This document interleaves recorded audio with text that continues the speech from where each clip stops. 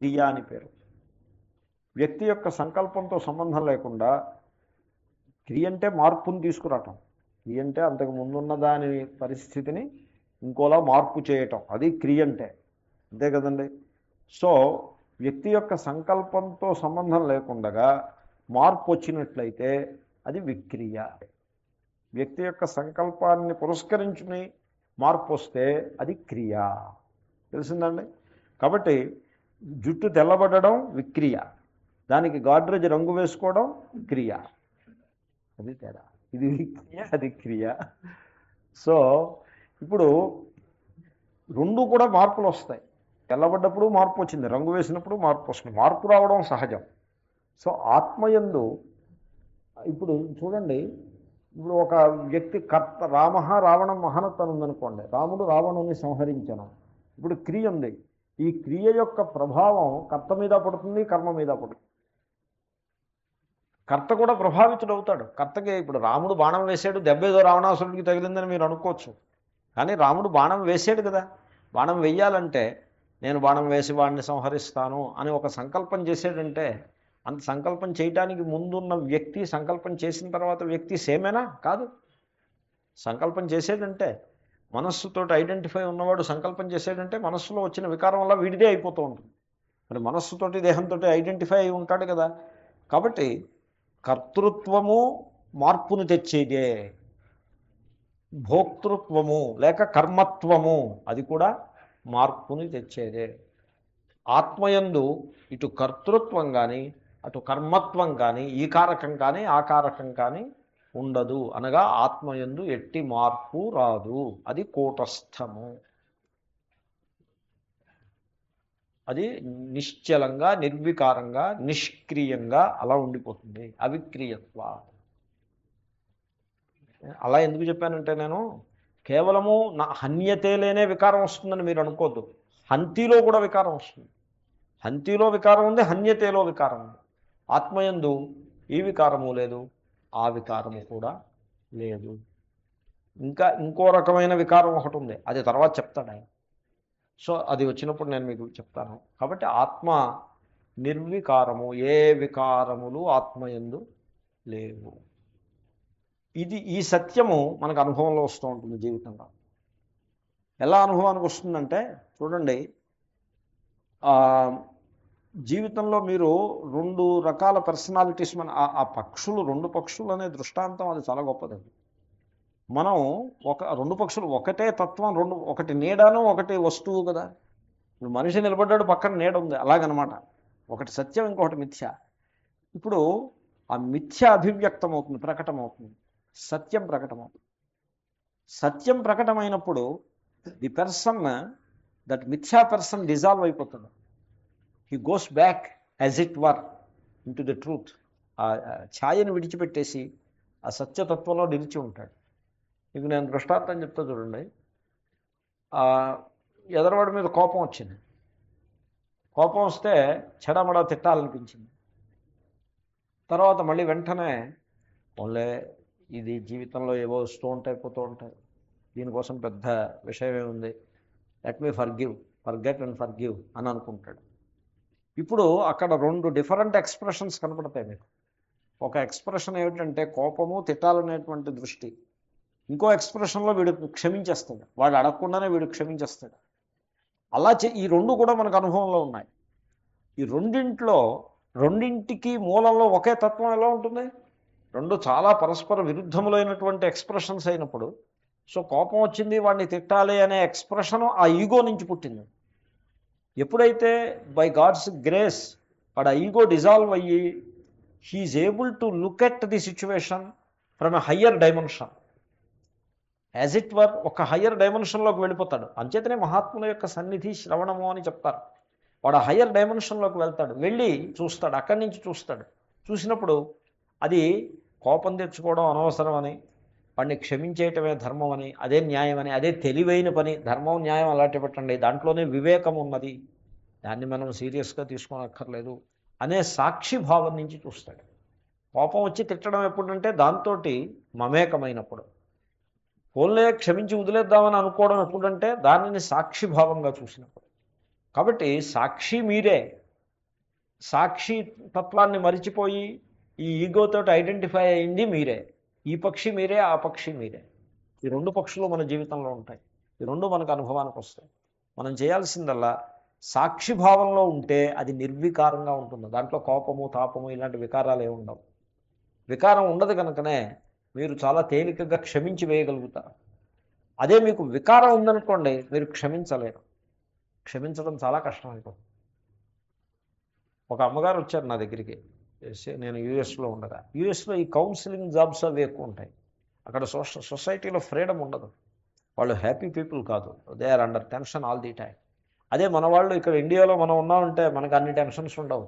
ఏదో రామకృష్ణ అనుకుంటూ ఏదో కాలక్షేపం చేసేస్తాం, ఏదో కష్టం సుఖం అన్నీ మనం we take in our stride. అధ్యాత్మ విద్య కూడా నేర్చేసుకుంటాం, అంతా నడిచిపోతూ ఉంటుంది. కానీ వాళ్ళు అలా కాదు. వాళ్ళకి the difference between the distance between the inner and outer is too much. వాళ్ళు దాన్ని ఇంటిగ్రేట్ చేసుకోలేరు. సో వాళ్ళు చాలా కష్టపడుతూ ఉంటారు. ఆ అమ్మగారు షీ వాజ్ ఎక్స్ట్రీమ్లీ టెన్స్. ఎంత టెన్షన్ అంటే షేకింగ్ విత్ టెన్షన్. ఆ టెన్షన్కి మూలం ఏమిటంటే ఆమెకు కుమార్తె ఉన్నది. ఆ కుమార్తెకి భర్త, పిల్లలు ఉన్నారు. ఆ భర్తకి ఆ అమ్మాయికి వాళ్ళిద్దరికీ పడటం లేదు. They're fighting with each other.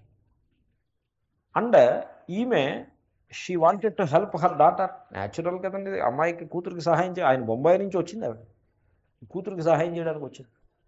వచ్చేసి హెడ్లాంగ్ వాళ్ళ దెబ్బలాట్లో ప్రవేశించేసి she started full fledged role playing మొదలుపెట్టేసింది ఆవిడ. ఆ దెబ్బలాట్లో కూతురు పక్షాన్ని చేరేసి అల్లుడితోటి చెడామడా తిట్టేసుకోవటాలు, ఇది అది లాయర్ కన్సల్టేషన్ ఇది అదే. ఆవిడ నా దగ్గరికి వచ్చారు. నేను I'm unable to bear this tension అని, పాపం చాలా టెన్షన్. ఓకే, ఏమిటని అనబోయే లోపల ఆ అల్లుడు గురించి the so called the gentleman, he's a crook of his own kind. నాకు ఆయనతో పరిచయం లేదు, బట్ ఈవిడ చెప్పిన దాంట్లో ఈవెన్ 50% మీరు డిస్కౌంట్ తీసుకున్నా కూడా వాడు దుష్టుడే, దాంట్లో సందేహం లేదు. సో ఆవిడ ఆ ద్వేషభావం బాగా పెరిగిపోయి కూతురు యందు తీవ్రమైన రాగము, అల్లుడు యందు ద్వేషము. కూతురు కంటే ఎక్కువ ఈవిడ సఫర్ అవుతుంది. అప్పుడు నేను సలహా ఇచ్చాను. నేను చెప్పాను, ఇప్పుడు ఈవిడ ఆశ్రమంలో ఉన్నారు, మీ కూతురు ఎక్కడుందని అడిగాను. అంటే భర్తతో పాటు ఉంది. అంటే భర్తను భార్య, ఇద్దరు పిల్లలు, వీళ్ళు నలుగురు ఒకే ఇంట్లో ఉంటున్నారా? ఉంటున్నారు. ఇప్పుడు ఈవేళ సాయంకాలం డిస్కషన్, ఈవేళ పొద్దున్న నుంచి ఇప్పటి వరకు ఎక్కడున్నారు? ఒకే ఇంట్లో ఉన్నారు. నిన్న రాత్రి ఎక్కడున్నారు? అదే ఇంట్లో ఉన్నారు. ఈవేళ పొద్దున్న పిల్లలు స్కూల్కి వెళ్ళారా? వెళ్ళారు. భర్త ఆఫీస్కి వెళ్ళాడా? వెళ్ళాడు. మీ అమ్మాయి ఏం చేసింది? ఇంట్లో వంట అది చేసుకుంది. మీరు దయచేసి మీరు బాంబే వెళ్ళిపోండి, వాళ్ళ జీవితాన్ని వాళ్ళని లీడ్ చేయనివ్వండి, మీరు ఇన్వాల్వ్ కాకండి, let us see what happens అని నేను సలహా చెప్పాను. చాలా కోపం వచ్చింది. అయితే ఎవరో ఇంకోహళ్ళతో చెప్పింది ఆవిడ, స్వామీజీ ఇలా చెప్పాడండి, నన్నేం పట్టించుకోద్దంటాడు, ఆయన సొమ్మేం పోయా, ఆయన కూతురు అయితే ఆయనకు తెలిసింది అని పాపం ఆవిడ ఫీల్ అయ్యారు. ఫీల్ అయ్యి ఇంకోళ్ళతో చెప్తే ఆ ఇంకోళ్ళు కూడా ఏమన్నారంటే, ఈవిడ that passion with which she is pursuing that fight. ఇంకోళ్ళు కూడా ఏమని చెప్పారంటే, అలా కాదు స్వామీజీ చేసినట్టు చూడండి, ఆయన చెప్పినట్టు చేసి చూడండి, పోనీ మీరు బాంబే వెళ్ళిపోద్దు, ఆయన ఏదో క్యాంప్ కండక్ట్ చేస్తున్నారు, 4 రోజులు ఉంది, 5 రోజులు 7 రోజుల క్యాంపులో అప్పుడే 4 రోజులు అయిపోయింది, ఇంకో 3 రోజులు ఉంది, పోనీ బాంబే వెళ్ళదు, ఈ క్యాంపులో జాయిన్ అయిపోండి, మీరు 7 days అయిన తర్వాత చూద్దాం, అటుకేసి వెళ్ళకండి, ఫోన్ చేయకండి, మీ అమ్మాయికి ఫోన్ మీద దొరకకండి, let us see what happens. Murders ఏమో అయిపోవు ఇంతట్లోకేనో, దేవుడు అనేవాడు ఒకడు ఉన్నాడు, లెట్ us see అని ఎవరిలో నా సలహానే సపోర్ట్ చేశారు. అంటే సరే ఇది చూద్దామని ఆవిడేమో ఈ క్లాసెస్ అటెండ్ అవ్వడం ప్రారంభించింది. 4 days 5 days క్యాంప్ అయిపోయింది. ఈ లోపల వాళ్ళ అమ్మాయికి కబురు పెట్టింది, నేను బాగానే ఉన్నానమ్మా, నువ్వు నా గురించి బెంగ పెట్టుకోవద్దు అని కబురు. సో చూసారా, ఒకప్పుడు ఏమవుతుందంటే ఒక సిచ్యువేషన్ని మనం పూర్తిగా దాంతో మమేకం అయిపోయినప్పుడు మనకు అది పెద్ద భూతంలాగా కనపడుతుంది. అలా కాకుండా if you can step back, ఒక్క స్టెప్ వెనక్కి వేసి సాక్షిగా నిర్వికారంగా చూసి ప్రయత్నం చేస్తే, చూడలేకపోవచ్చు, ఆ ప్యాషన్ అలా ఉంటుంది, చూడడం కష్టం, బట్ స్టిల్ ఒక్కసారి నామజపం, అటువంటిప్పుడే ఈశ్వర ప్రార్థన సహకారం చేస్తుంది, ఆ మనస్సుకి బలం ఇస్తుంది. సత్పురుషుల సన్నిధి, క్లాసులో కూర్చోవడం, నామజపం చేయటం, దేవాలయంలో కూర్చోవడం, ఇలాంటివి ఏవో చేసి, లేకపోతే ప్రకృతి యొక్క శోభను తిలకించటం, ఏదో కొంచెం మనస్సుకి డైవర్షన్ ఇచ్చి you become a kind of witness to the whole situation. దాంతో అంత ప్యాషనేట్గా ఇన్వాల్వ్ అయిపోకుండా you step behind and see what happens. అప్పుడు మీకు ఆ సిచ్యువేషన్ ఒక కొత్త దృష్టికోణంలో కనపడుతుంది. అంతకుముందు మహా పెద్ద భూతంలా కనపడినటువంటి ఆ సమస్య ఇప్పుడు ఒక ఆబ్జెక్టివ్గా కనపడడం ప్రారంభిస్తుంది. సమస్య ఉంటుంది, సమస్య వెంటనే మాయమైపోతుందని నేను అన్నా. సమస్య will be there and it will take its own course. కానీ అంత మహాభూతంలా కనపడడం మానేసి కొంత ఫ్రీడమ్ని, కొంత ఎల్బో రూమ్ ఇస్తుంది. You can move around a little freely. అంత ఎక్సైట్ అయిపోకుండా ఉండడానికి అవకాశం ఉంటుంది. సో ఈ విధంగా నేను మనవి చేసి ఇదంతా ఈ దృష్టాంతాలన్నీ ఎందుకు చెప్తున్నానంటే there are two persons in you. One is the ego, the personal, and the other is the impersonal reality. One is the personal ego, false ego. The other is the impersonal reality. Ayam hanti, ayam hanyate అనేది ఆ falls ego యొక్క stand పాయింట్లో ఉంటుంది. The impersonal reality stand పాయింట్లో నాయం హంతి నహన్యతే. అది దాంట్లో ఉన్న రహస్యం. దాన్ని ఆ రకంగా దాన్ని అర్థం చేసుకుని ప్రయత్నం చేయాలి. కాబట్టి మీరు ఆ సాక్షి రూపంగా ఉండగలిగితే ఆ విక్రియత్వము అంటే నా యథార్థ స్వరూపంలో వికారం ఏమీ లేదు అనే సత్యం మీకు గోచరిస్తుంది. ఆ సత్యం గోచరించకపోతే మనస్సుకి విశ్రాంతి అనేది ఉండదు. ఎందుకంటే మనస్సు it gets very passionately involved. పాజిటివ్గా కానీ నెగిటివ్గా కానీ చాలా ప్యాషనేట్గా, చాలా లోతుగా, బలంగా ఇన్వాల్వ్ అయిపోయి మనస్సు తీవ్రమైన సంచలనం, ఒక తుఫాను, ఒక టెంపెస్ట్ ఇన్ ది మైండ్ అనే లెవెల్కి వెళ్ళిపోతుంది. ఆ మైండ్ తోటి మీరు మమేకం అయిపోయినప్పుడు మీరు నిలబడలేరు, కూర్చోలేరు, నిద్రపోలేరు, పడుకోలేరు, తిండి తినలేరు, ఏ పని చేయలేరు. అలాంటి దుస్థితి, నేను ఎక్స్ట్రీమ్ సిచ్యువేషన్ వర్ణించాను. అటువంటి దుస్థితి మనకు ఎందుకు కలిగిందంటే ఆ higher dimension of the personality, the impersonal dimension of the personality. There is an impersonal dimension for the personality. అది మీరు తెలుసుకోలేకపోవడం చేతనే ఆ దోషం వస్తుంది. కాబట్టి జాగ్రత్తగా తన స్వరూపాన్ని తాను పరికించి ఆత్మనిష్ఠుడై ఉండి ఆత్మ అంతర్ముఖుడై ఉంటే మరి ఇలాంటి సమాచారం అంతా తెలుస్తుంది. ఇదంతా అంతర్ముఖత్వానికి సంబంధించిన సమాచారం. తెలుసుకున్నట్లయితే నాయం హంతి నహన్యతే అనేది మనం తేలిగ్గా అనుభవానికి తెచ్చుకోవచ్చు. It is a fact of our life. శ్లోకం ఉందాము. య ఏనం వేత్తి హంతారం యశ్చైనం మన్యతే హతం ఉభౌ తౌ న విజానీతో నాయం హంతి నహన్యతే. న జాయతే మ్రియతే వా కదాచిత్ నాయం భూత్వా భవితా వా న భూయః అజో నిత్య శాశ్వతోయం పురాణః నహన్యతే హన్యమానే శరీరే. ఇది కూడా కఠోపనిషత్తు మంత్రమే. దీనికి అవతారిక, శంకరుల అవతారిక మీరు ఇంటి దగ్గర మీరు ఒకటి పరిశీలించి చూడండి. 19వ శ్లోకాన్ని 20వ శ్లోకాన్ని ఒకదాని తర్వాత ఒకటి చదివి చూడండి. తర్వాత 19వ శ్లోకం చదివి అవతారికి చదివి 20వ శ్లోకం చదవండి. మీరు 19, 20 వరుసగా ఘంటసాల చదివినట్టుగా చదివితే మీకు కనెక్షన్ ఏమీ కనపడదు. వీడు చంపిట్టు లేదు, వాడు చంపబడుట లేదు, ఆత్మాజము పుట్టుక లేనిది, దీనికి మరణము లేదు అంటే ఏమిటి అక్కడ ఆ వాక్యానికి ఈ వాక్యానికి ఏమిటి సంబంధం? కనెక్షన్ మీకు దొరకదు. ఆ అవతారికి చదివితే ఆ కనెక్షన్ దొరుకుతుంది. కనెక్షన్ లేకపోతే శాస్త్రం అనిపించుకోదు. అది ఏదో పిచ్చివాడి ప్రేలాపంలాగా తయారవుతుంది. ఓ శ్లోకానికి ఇంకో శ్లోకానికి సంబంధం లేకపోతే దాన్ని శాస్త్రం అంటారు. ఏకవాక్యత ఉండాలి శాస్త్రంలో. శాస్త్రంలో ఉపక్రమం, ఉపసంహారం, మధ్యలో ప్రతిపాదన అన్నీ సిస్టమేటిక్గా ఉంటే శాస్త్రం అంటారు. కానీ ఏదో కొంతమంది ఉపన్యాసం చెప్తూ ఉంటారు, ఉపసంక్రమం ఉండదు, ఉపసంహారం ఉండదు, ఎక్కడ మొదలెడతారో తెలియదు, ఎక్కడ ఎండ్ అవుతుందో తెలియదు. అది శాస్త్రం అనిపించుకోదు. అవతారిక చక్కటి కనెక్షన్ ఇస్తుంది. నాయం హంతి నహన్యతేకిను నజాయితే మ్రియతే వా కదాచిత్కి సంబంధం ఏమిటంటే, నాయం హంతి నహన్యతే అని ఎలా చెప్పాము అంటే ఆత్మ అవిక్రీయము గనుక నాయం హంతి నహన్యతే అంటే వెంటనే ఒక ప్రశ్న, ఆత్మ అవిక్రియం ఎలా అయింది? దానికి నజాయతే మ్రియతే వా సమాధానం. భాష్యకారులు అవతారిక అందాము. కథమవిక్రియ ఆత్మా ఇది ద్వితీయో మంత్ర. సో పైన 2 మంత్రాలను శ్రీకృష్ణుడు తీసుకొచ్చాడు, 2 రుక్కులను పట్టుకొచ్చాడు అని చెప్పారుగా, దాంట్లో ఇది 2వ మంత్రం. ఇది ఈ మొదటి మంత్రంలో వచ్చే ఆకాంక్ష, ఆకాంక్ష అంటే expectancy, a small doubt and it needs to be clarified. ఆత్మ అవిక్రియం కాబట్టి అది హంతా కాదు హన్యమానము కాదన్నారే. ఓకే, అవిక్రియం అయితే వీ అండర్స్టాండ్.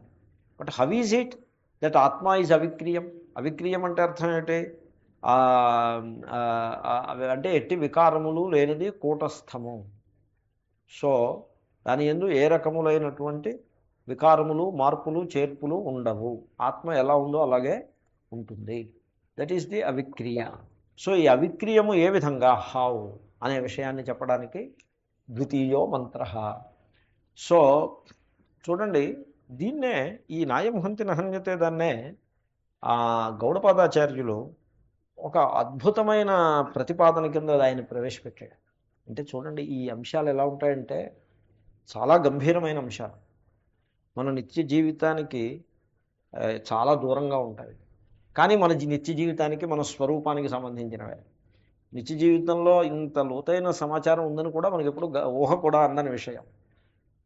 అంచేతనే దాన్ని మహాత్ములు అనేక దృక్కోణముల నుండి దాన్ని ప్రతిపాదిస్తారు.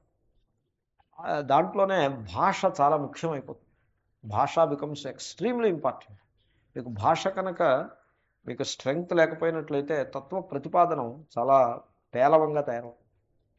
సో గౌడపాదాచార్యుల యొక్క భాష చాలా, నాకు పర్టికులర్లీ నేను I was impressed by that. ఆయన ఏమంటాడంటే, యావద్ధేతు ఫలావేశ తావద్ధేతు ఫలోదయ క్షీణే హేతు ఫలావేశే సంసారో న ప్రవర్తతే అంటాడు. ఈ అయం హంతి అయం హన్యతే, వీడు కొట్టాడు వీడు కొట్టబడ్డాడు, ఇది సంసారం అంటే ఇలాగే ఉంటుంది. వాడు నాకేదో చేశాడు, వీడు నాకు ఇది చేశాడు, ఈ రాగద్వేషాలు అంటే అలాగే ఉంటాయండి. So positive commitment, positive attachment, negative అటాచ్మెంటును. ఎనీవే, సో గౌడపాదాచార్యుడు ఏమంటాడు, కర్త కర్మ ఆ భాష మాట్లాడలేదు ఆయన. ఇంకో భాష మాట్లాడాడు. ఆయన భాష ఏంటంటే, హేతు ఫలము అని 2 ఉన్నాయి. హేతు అంటే కర్మ, ఫలం అంటే కర్మఫలం. నీకు కర్మయందు కర్మఫలమునందు ఆవేశం ఎంతవరకు ఉంటుందో అంతవరకు సంసారము నడుస్తూ ఉంటుంది. కర్మయందు కర్మఫలమునందు ఆవేశం, ఆవేశం అంటే ఇది భూతావేశం లాంటిది. ఆవేశ పదాన్ని మీరు జాగ్రత్తగా అర్థం చేసి, పొజెసింగ్ అని అంటారు ఇంగ్లీష్లో. ఇప్పుడు దెయ్యం పట్టింది అంటారు. దెయ్యం పట్టడం అంటే it is a hypothetical example I'm giving. దెయ్యం పట్టడం లేదు, ఏం లేదు. ఇంకా హైపోథెటికల్ ఎగ్జాంపుల్ ఐఎమ్ గివింగ్. నిజంగా ఏదో దెయ్యం పట్టిందని అలాగే ఉండదు. ఉరికే పాపం వాళ్ళ మనస్సులో ఉండేటువంటి ఒక వికారమే అంతే. సో ఇది ఒక ఆవేశం వస్తుంది, దెయ్యం పట్టేసినట్టు ఆవేశం వస్తుంది. ఆవేశం వస్తే ఆ వ్యక్తి ఆ దెయ్యం మాటలే మాట్లాడతాడు, కానీ తన మాటలే మాట్లాడు. He loses himself in that possession. So అదేవిధంగా మనం జీవితంలో హేతు ఫలావేశంతో బతుకుతూ ఉంటాం. హేతు ఆవేశం ఏమిటి? ఇది నేను చేశాను, ఇది నేను చేశాను, ఇది నేను చేశాను. ఫలావేశం ఏమిటి? ఇది నాకు కావాలి, ఇది నాకు కావాలి, ఇది నాకు కావాలి. హేతు ఫలముల ఆవేశం ఉన్నంత వరకు హేతు ఫలములు అలా పుడుతూనే ఉంటాయి. సో హేతు ఆవేశం నుంచి ఫలావేశం వస్తుంది, ఫలావేశం నుంచి మళ్ళీ హేతు ఆవేశం వస్తుంది. సో ఈ ఫలం నాకు కావాలి అని మీరు ఎప్పుడైతే అన్నారో, దానికి సంబంధించిన కర్మ ఒకటి చేస్తే ఆ ఫలం వస్తుంది. కర్మకి ఫలం అది. ఆ కర్మకి కర్త ఉండాలి, ఆ కర్త నేను. సో హేతు ఆవేశం వచ్చేస్తుంది. నేను ఇంత కష్టపడి పనిచేశాను కాబట్టి నాకు ఫలం కావాలి, ఫలావేశం వస్తుంది. కాబట్టి హేతు ఫలముల యందలి ఆవేశము వలన, ఆవేశము నుండి హేతు ఫలములు పుడుతూ ఉంటాయి. కానీ ఎప్పుడైతే హేతు ఫలావేశం సన్నగిల్లినదో, అంటే ఏమిటి? నేను కర్తనేమిటి, నా యందు కర్తృత్వం కల్పితం, ఇది యథార్థం కాదు. కర్త ఈశ్వరుడు తప్ప ఇంకెవళ్ళు లేరు. There is a higher power, life, ప్రాణ. ఆ ప్రాణమే కర్త. బయట వాయు సంచారమైన ఆ ప్రాణశక్తే, లోపల ఉచ్ఛ్వాస నిశ్వాసముల రూపంగా ఉన్న ఆ ప్రాణశక్తే. కాబట్టి ఈ యూనివర్సల్ పవర్ ఏదైతే ఉందో దాని లీల తప్పించి దీంట్లో నా కర్తృత్వం లేదు అనే ఆ కర్తృత్వావేశం ఎప్పుడైతే తగ్గిందో, సన్నగిల్లిందో, నాకు ఈ ఫలము లభించాలి అనేటువంటి ఆ భోగావేశం సన్నగిల్లుతుంది. భోగావేశం కూడా పరమేశ్వరుడు మనకి ఏమిస్తే అది లభిస్తుంది. దీనికోసం మనం ఊరికే అర్హులు చాచటం ఎందుకు? మనకి ప్రాప్తమైంది మనకు లభిస్తూ ఉంటుంది. లభించిన దాంతో సంతోషపడ్డమే. ఎదురుచ్ఛా లాభ సంతుష్ట శ్రీకృష్ణుడు అంటాడు ఈ గీతలోనే. కాబట్టి మనకి లభించిన దాంతో మనం సంతోషిస్తాం. దీనికోసం ఇంత లభిస్తే బాగుండును అని అంటే అది ఫలావేశం. లభించిన దాన్ని అంచనా వేసి తక్కువ ఎక్కువ అని అంచనా వేస్తే ఫలావేశం. సో ఈ విధంగా ఫలావేశం లేకుండా లభించిన దాంతో సంతృప్తి పడ్డాడు అంటే సో అటు కర్మ అంతా నడిపించేదంతా ఈశ్వరుడు అని హేతు ఆవేశం తగ్గుతుంది, ఫలావేశం తగ్గుతుంది. క్షీణే హేతు ఫలావేశే సంసారో న ప్రవర్తతే. హేతు ఫలావేశములు క్షీణించిన సన్నగిల్లిన మహాత్మునికి అయం హంతి అయం హన్యతే ఈ భాష ఈ రైజెస్ అబౌట్ దాట్. అంచేతనే గీత చాలా ప్రాక్టికల్గా ఈ హేతు ఫల ఆవేశాలని తగ్గించటానికి చాలా అద్భుతమైనటువంటి ప్రతిపాదన చేస్తూ ఉంటుంది. సో ఆ శ్లోకం ఒకటి చాలా గొప్ప శ్లోకం.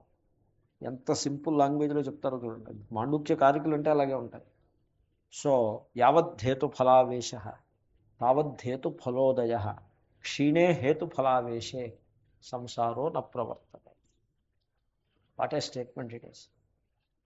మొత్తం ఈ scientific advances, technology advances, political advance వీటన్నింటినీ చుట్టబెట్టేసి సంసారం నా ప్రవర్తతే హేతుఫలావేశం లేనివాడికి ఇదంతా కూడా న్యాయం హంతి నాణ్యత కేటగిరీలో పడిపోతుంది. అంతా ఒక పెద్ద సినిమా లాగా తయారవుతుంది. There is no reality to it. అది సంగతి. సో అంటే ఆత్మయందు ఈ హేతు ఆవేశము ఫలావేశము ఇవి ఆత్మయందు వికారములు లేని వికారాలని తెచ్చిపెడతాయి. లేని దాన్ని తెచ్చిపెట్టడం వేరే అజ్ఞానం. అక్కడ లేని పావుని అజ్ఞానం చేత వీడు దర్శిస్తాడు. అలాగే అజ్ఞానం చేత ఆత్మస్వరూపం తెలియని కారణంగా ఆత్మయందు లేని హేతుని ఫలాన్ని వీడు చూస్తూ ఉంటాడు. హేతువు అంటే అది ఒక వికారం, ఫలము మరో వికారం. ఈ రెండు వికారాలని తన యందు ఆరోపించి కూర్చుంటాడు. దాంతో వీడు ఆ ఆవేశాన్ని పొంది సంసారంలో పడుకొట్టుకుంటూ ఉంటాడు.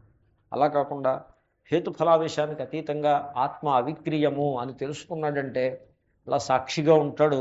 సంసారం వాడి ముందు అలా ప్రవహిస్తూ ఉంటుంది. వాడిని టచ్ చేయదు, వాడిని ఏమీ చేయలేదు సంసారం. సో ఇది ప్రతిపాదన. కనుక ఆత్మ ఎట్లు అవిక్రీయము అంటే చూడండి, ఆత్మయందు వికారములను వీడు ఏ బేసిస్ మీద భావన చేస్తాడో ఆ బేసిస్లో ఉండే దోషాన్ని చూపించి దాంట్లో ఉండే తప్పుని ఎత్తి చూపించి తద్వారా వాడి తప్పును వాడు గుర్తిస్తే ఆత్మ అవిక్రీయం అనే సంగతి స్వరూపమేది. ఆత్మ అవిక్రీయం అని మీకు నేనేం ప్రూవ్ చేయనక్కర్లేదు. మీరు ఆత్మయందు ఏ వికారాలని భావన చేస్తున్నారో అవి తప్పు అని మీకు సెటిల్ అయిపోతే ఆత్మ అవిక్రీయం అనే సంగతి తెలిసిపోతూనే ఉంటుంది. స్వయం ప్రకాశం అది. కాబట్టి మనము ఏ లక్షణాలను బట్టి ఆత్మయందు వికారాలను ఆరోపించి కూర్చుంటామో వాటినన్నిటినీ నిరాకరించే ప్రయత్నం చేస్తున్నారు. భావ వికారములు అని 6 ఉన్నాయి. వీటిని యాస్కాచార్యుడు నిరూపించాడు. శంకరులకి యాస్కుడు అంటే చాలా ప్రేమ. యాస్కాచార్యుడు వేదాలకి నిఘంటువుని రాశాడు. ఆయన హీఈస్ ది లెక్సికన్ రాసినవాడు. చూడండి వాళ్ళు ఎంత చాలా ప్రాచీనుడు. ఎంతటి ప్రాచీనుడు అంటే మహాభారతానికి ముందువాడు, పతంజలికి ముందువాడు, వ్యాసుడికి ముందువాడు. వీళ్ళందరూ కోట్ చేశారు యాస్కుడిని. సో ఆయన బీసీ 7000 అనో ఏదో చెప్పారు వీళ్ళు అకాడమిషియన్స్. మహాభారతం బీసీ 5000 అయితే బీసీ 7000 వాడు యాస్కుడు అని కొంతమంది యొక్క క్యాల్కులేషన్. చాలా ప్రాచీనుడు, పాణినికి ప్రాచీనుడు. సో ఆయన భావ వికారములు 6 అని చెప్పాడు. భావ అంటే పదార్థము అని అర్థం. భావము అంటారు పదార్థాన్ని. పదార్థం అంటే a thing, a material object, దాన్ని భావము అంటారు. ఆ భావానికి 6 వికారములు ఉంటాయి. ఏమిటి 6 వికారాలు? జాయతే. ఈ లిస్టు మీరు వినుంటారు, వినకపోతే ఇప్పుడు వింటున్నారు. నేను ఎప్పుడు సందర్భం వచ్చినప్పుడు చెప్తూనే ఉంటాను. జాయతే అంటే పుట్టుచున్నది. పుట్టడం అయిన తర్వాత పుట్టడం అంటే అర్థం ఏమిటి? It gains an existence limited in time and space. దేశకాల పరిచ్ఛిన్నమైన ఉనికిని కలిగి ఉంటుంది. అంటే ఈ దేశంలో ఉంటుంది, ఇంకో దేశంలో ఉండదు. ఈ కాలంలో ఉంటుంది, ఇంకో కాలంలో ఉండదు. ఇలా ఉంటుంది, మరోలా ఉండదు అనే ఆ రకమైన ఉనికి, అలాంటి పరిచ్ఛిన్నమైన ఉనికి, దాన్ని అస్థి. తర్వాత వర్ధతే పెరుగుచున్నది. పరిణమతే మెచ్యూరిటీని పొందుచున్నది. అంటే ఇంక పెరగడం ఆగింది, మెచ్యూర్ అవుతోంది. అపక్షీయతే క్షీణించుచున్నది. నశ్యతి నశించుచున్నది అని 6 వికారాలు. ఈ 6 వికారములు ఆత్మయందు ఆత్మ అవిక్రీయము, ఎట్టి వికారములు లేనిది. కానీ మానవుడు దేహమునందు ప్రకటమవుతూ ఉండే 6 వికారములను ఆత్మయందు ఆరోపించుకుని తానే ఈ వికారాలన్నీ పొందుతున్నాననుకుని, సో ఆ వికృత రూపాన్ని తన మీద ఆరోపించుకుని వీడు సంసారి అవుతూ ఉంటాడు. కాబట్టి ఆత్మ అవిక్రీయము అని కనుక తెలుసుకోవడం ఎలాగో అంటే, ఈ 6 భావ వికారములు భావమైన దేహమునకు సంబంధించినవే కానీ భావమునకు అతీతమైనటువంటి ఆత్మ చైతన్యానికి సంబంధించినవి కావు అని తెలుసుకోవాలి. అదే ఆ మంత్రం. నేను చెప్పాను, కఠోపనిషత్తులో చెప్పాను. అది నా జాయతే 5 వచ్చాయండి. జాయతే, అస్తి, వర్ధతే, విపరిణమతే, అపక్షీయతే, నశ్యతి. అపక్షీయతే కూడా బహుశా నేను అనలేదేమో, పోన్లండి ఇప్పుడు అన్నాను మీరు వినుండకపోతారు, పర్లేదు, మీరు వినుండకపోవచ్చు, పర్వాలేదు. మొత్తానికి 6 ఏదో లెక్క. ఈ 6 స్టేజెస్ కింద లెక్కేశాడు ఆ యాస్కాచార్యుడు. శ్రీకృష్ణుడు ఓ సందర్భంలో 3 స్టేజ్ల కింద లెక్కేశాడు. దేహినోస్మిన్ యథాదేహే కౌమారం యవ్వనం జరా అని 3 స్టేజెస్ కింద లెక్కేశాడు.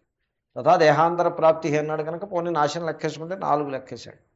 Shakespeare 5, 4, 5, 6 Shakespeare లెక్కేశాడు. వీళ్ళందరూ కూడా విషనరీస్ కదా.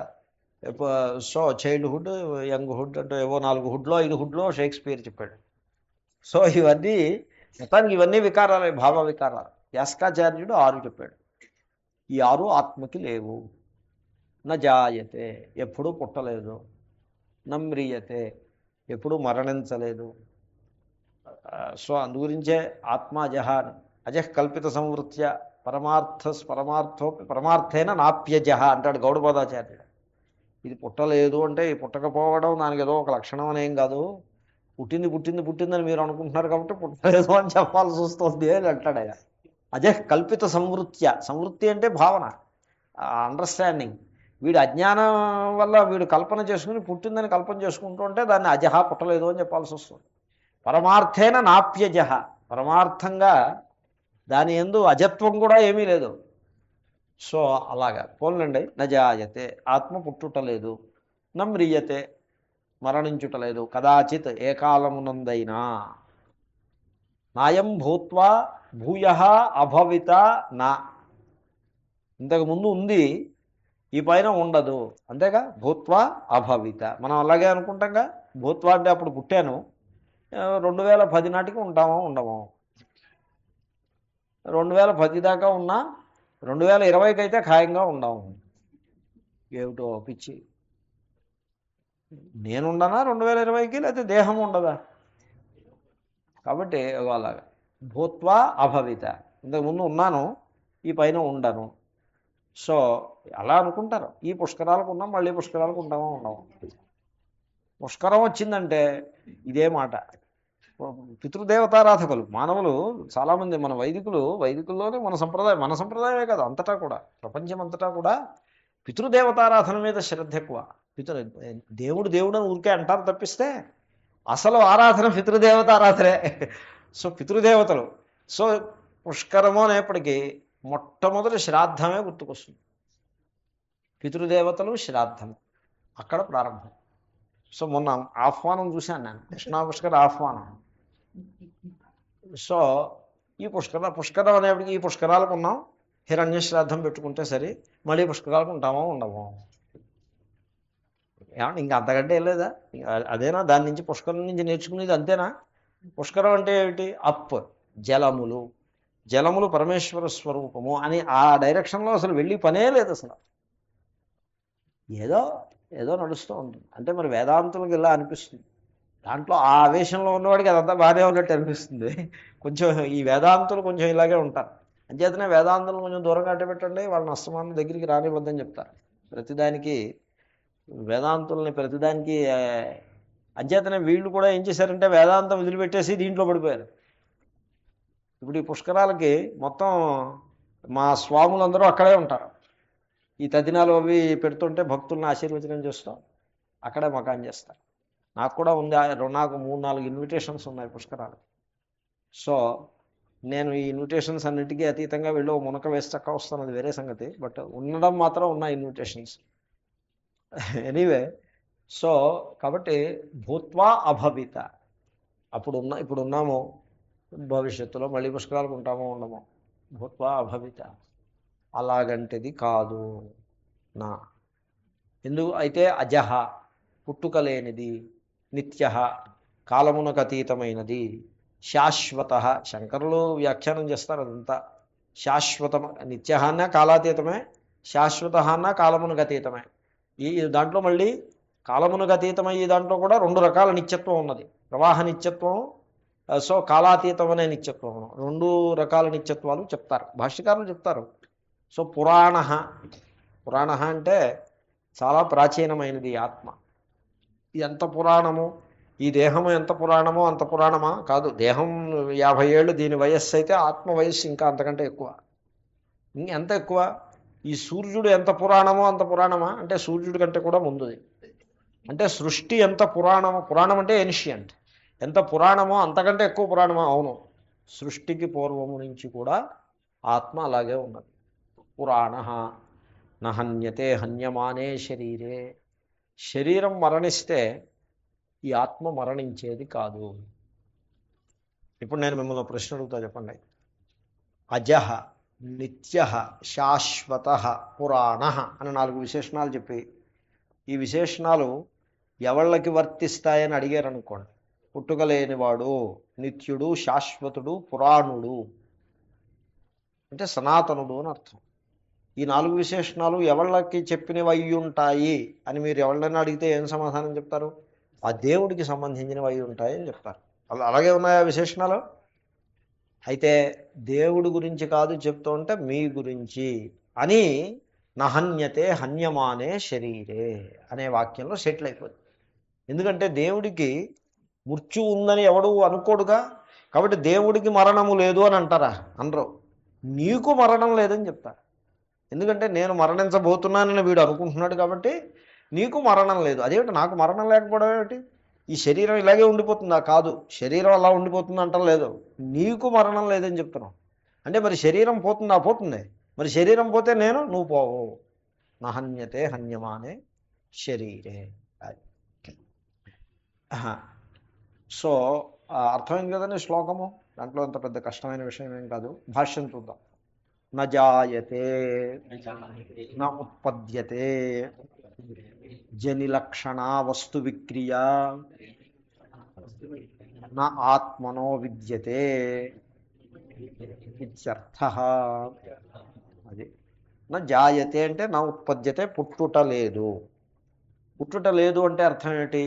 ఈ వస్తు విక్రియ, వస్తు వికారములు అంటే భావ వికారములు అన్నమాట. 6 6 మొట్టమొదటి వికారము జని. జని అంటే పుట్టుక. సో భావ వికారాల్లో మొట్టమొదటి జాయతే అని చెప్పాం కదా, అదే జని. జని అంటే పుట్టుక. సో ఈ పుట్టుక అనే వికారము జని లక్షణ. లక్షణ అంటే అనే పుట్టుక రూపంలో ఉండే ఏ వస్తు వికారము గలదో అంటే దేహ వికారము, అది ఆత్మనః న విద్యతే ఇత్యర్థః. అది ఆత్మకు లేదు. సో ఒక వికారాన్ని నిరాకరించారు. ఓకే. తర్వాత నమ్రియతే వా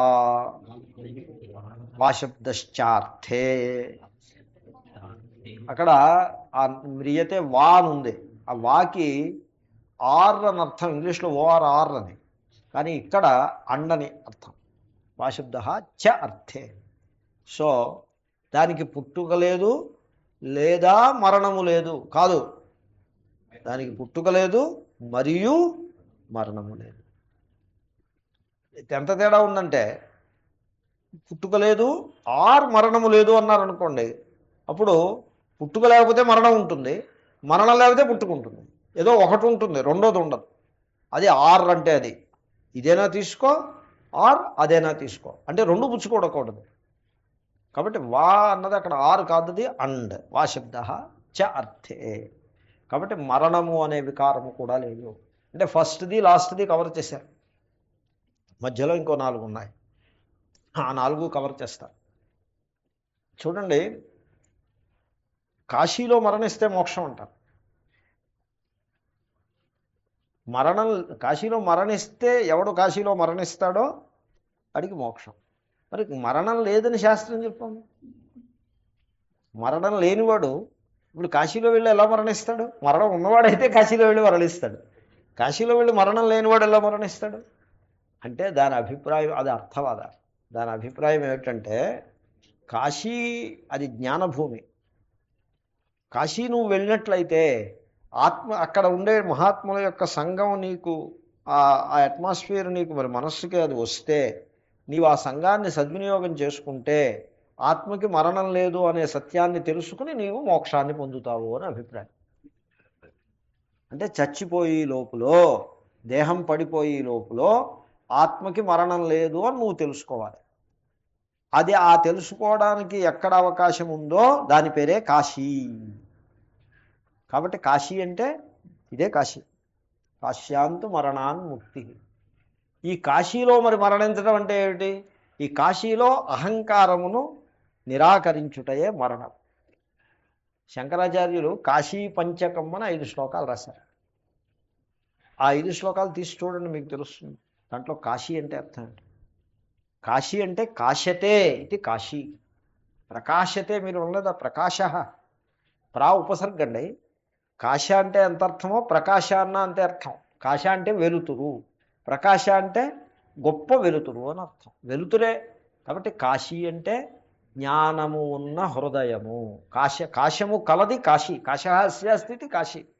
కాబట్టి మీ దీంట్లో జ్ఞానము, దీంట్లో కాబట్టి హృదయంలో వాటెవర్. సో మీ హృదయంలో జ్ఞానం ఉంటే అదే కాశీ. ఆ జ్ఞానము ఉదయించిన హృదయంలో మరణం సంభవిస్తుంది. ఎవరికి సంభవిస్తుంది మరణం? ఈ ఛాయాత్మ ఉన్నదే, ఛాయ నీడ వంటి అహంకారము, దట్ ఫాల్స్ పర్సనాలిటీ, అది మరణాన్ని పొందుతుంది. ఎప్పుడైతే ఆ ఫాల్స్ పర్సనాలిటీ మరణించిందో దానికే ముక్తి వస్తుంది. ఇప్పుడు డ్రీమ్లో ఒకడు నైట్ మేర్ వస్తుంది. నైట్ మేర్ అంటే చాలా పీడకలలో ఉన్నాడు, వణికిపోతున్నాడు, భయపడిపోతున్నాడు. దాని నుంచి విముక్తి ఎలా వస్తుంది? ఆ పీడకలలో భయపడుతున్న సబ్జెక్టు నశిస్తే ఎలా నశిస్తాడు? తెలివి వస్తే ఆ సబ్జెక్టు నేను కాదు అని తెలుసుకుంటాడు. పీడకలలో భయాన్ని పొందుతున్న ఆ వ్యక్తి అది నేను కాదు అని తెలుసుకుంటాడు. అంటే ఆ జ్ఞానంలో ఆ పీడని కలిగించినటువంటి వ్యక్తిత్వము ఆ జ్ఞానంలో పటాపంచలైపోయింది, భస్మీపటలం అయిపోయింది. దాంతో వీడు ఆ భయం నుంచి విముక్తుడైపోయాడు.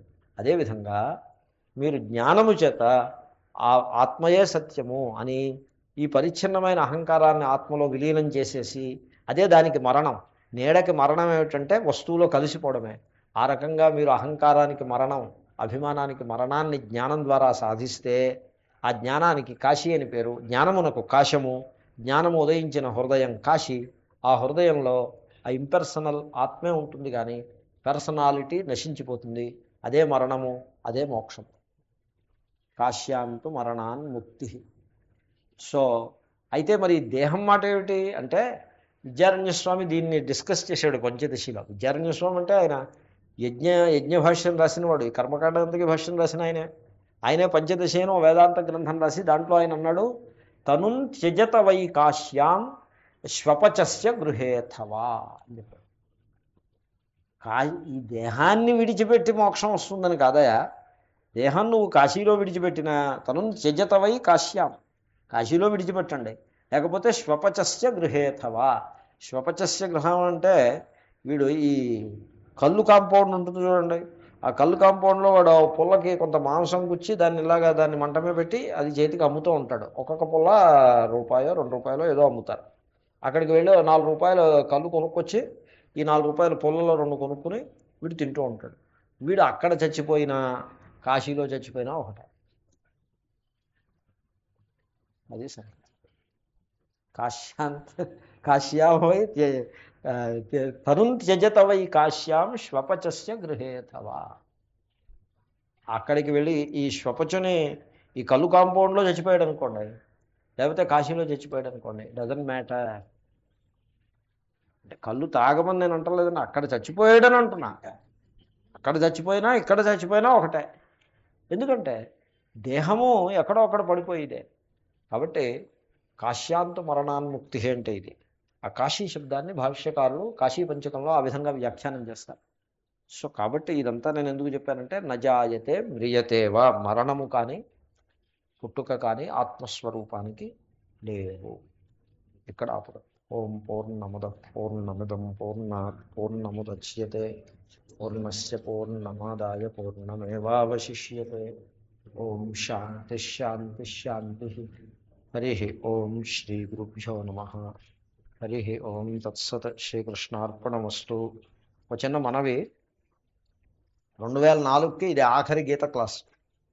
ఇంకా గీత క్లాసులు అయిపోయాయి. మనం చాలా ఓపికగా అధ్యయనం చేసాం గీత. నేను వచ్చినప్పటి నుంచి ప్రథమ అధ్యాయం పూర్తయింది. 2వ అధ్యాయంలో 20 శ్లోకాలు పూర్తయ్యాయి భాష్యంతో సహా. It was a very good work. So